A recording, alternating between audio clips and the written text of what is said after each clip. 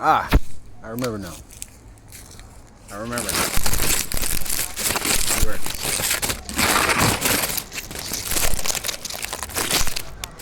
I remember now. Look at this leaf in the way. Oh, that's a branch. It's fine.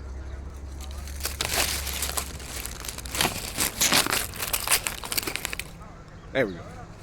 The other part, Parasite Part 2. Hedonism. Okay? Parasites are often, or should I say they are, hedonists. Right? A parasite or energy vampire is going to constantly look for rewards and pleasure. Constantly. In every moment and every second, they're going to look for rewards and pleasure. Why would they look for rewards if they're not doing anything to be rewarded? Right? So that's where entitlement comes in. But parasites are hedonistic, and they have what's called a broken reward system. You know, I've made many videos about fixing a reward system, doing hard work, and then rewarding yourself afterwards in order to fix the reward system. Or just go outside and ground yourself and be in nature, you know, so you're not trying to look for some kind of reward or trying to look for some type of pleasure. Boredom is important. So this quote unquote boredom is important. Being still and being at peace is important because it fixes your brain.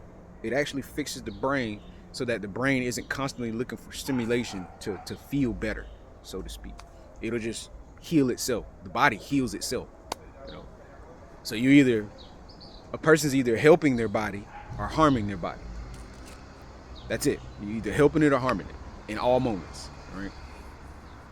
So hedonism has many sources, right? Now, recently I learned that if a person did not have adequate home training, then they're pretty much gonna live a hedonistic life because they're gonna lack the discipline, they're gonna lack the social integrity, they're gonna lack these important qualities that help us function and benefit in society. And that comes from a lack of home training. That comes from failed parents, so to speak.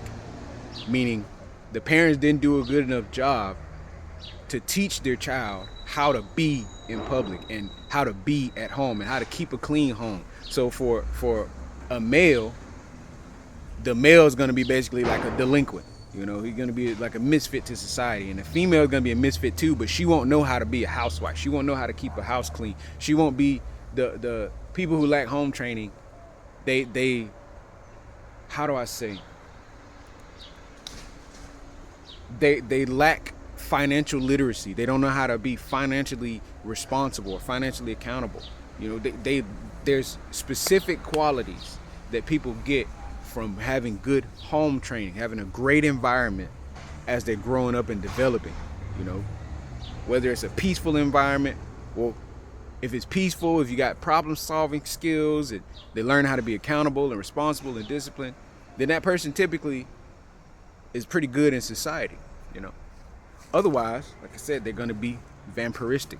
They're going to be draining energy and draining others, and they lack the self-awareness to see themselves in their environment. To them, they're just in this environment. To the energy vampire or parasite, they're just in the environment reacting to everything and responding to everything instead of contributing to it. They're not thinking of how they're contributing to the environment. So they're just draining people, you know. So yeah, that's how energy vampires operate, man. Lack of home training to do it, lack of discipline to do it, lack of proper social structure will do it. There's a lot of reasons why people can be vampiristic, you know, or can become vampiristic and not want to contribute to their environment as much as their environment contributes to them. So yeah, I think that's the rest of the video, man. If you see yourself as an energy vampire at all, then watch this, you know, take what was said in this video and start analyzing your life and be more self-aware to see how you can do more, how you can be more productive. And the most important part is how you can be consistent. And it's very difficult to be vampiristic when you're consistently helping or consistently uplifting others or consistently contributing, it's very difficult to be vampiristic, parasitic, excuse me, you know?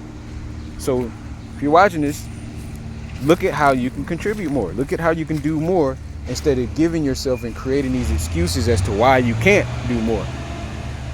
Because you're just a ball of energy. You're a sense of awareness, your consciousness, whatever you want to call it, your energy. Like, you have unlimited potential. Much of your potential is probably not tapped into because you're telling yourself you can't do this and you can't do that. There's certain things, there's even certain phrases a person can use to drain the energy of themselves and others, like using I can't do this, I can't do that, I couldn't do this, I couldn't do that, I wouldn't do this.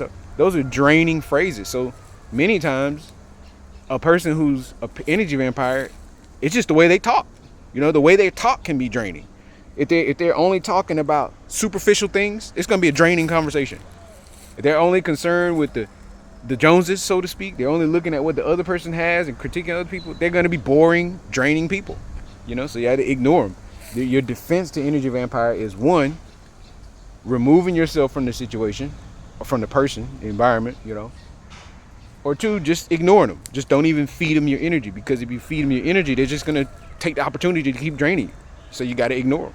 That's the healthiest thing for you to do. Or like I said, just get out of that environment, you know. So yeah, this is Energy Vampire Part 2. Peace and love.